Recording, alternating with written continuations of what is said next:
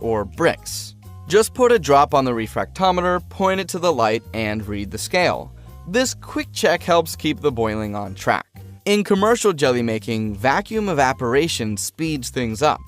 By lowering the pressure, evaporation happens at cooler temperatures.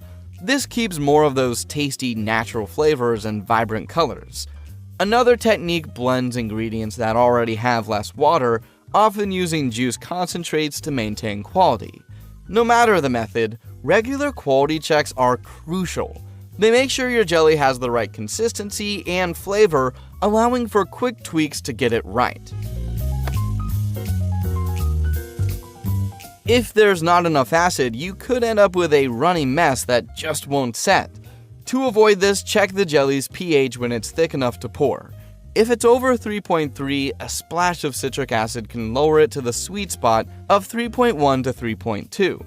Citric acid, often from our zesty friend the lemon, is a natural way to balance things out.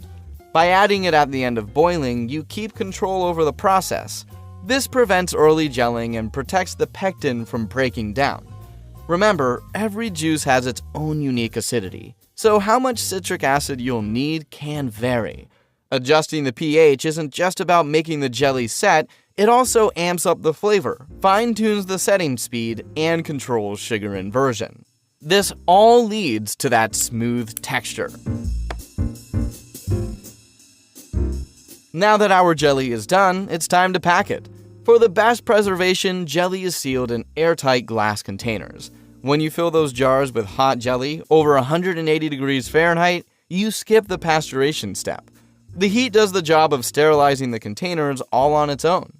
Machines or factory workers make sure to fill the jars to at least 90% full, leaving about half an inch of headspace. This is crucial for a good seal. After scalding the lids, we place them on loosely at first. This allows any trapped air to escape. The lids are tightened securely after a few minutes to let the steam condense as the jelly cools. This creates a vacuum seal.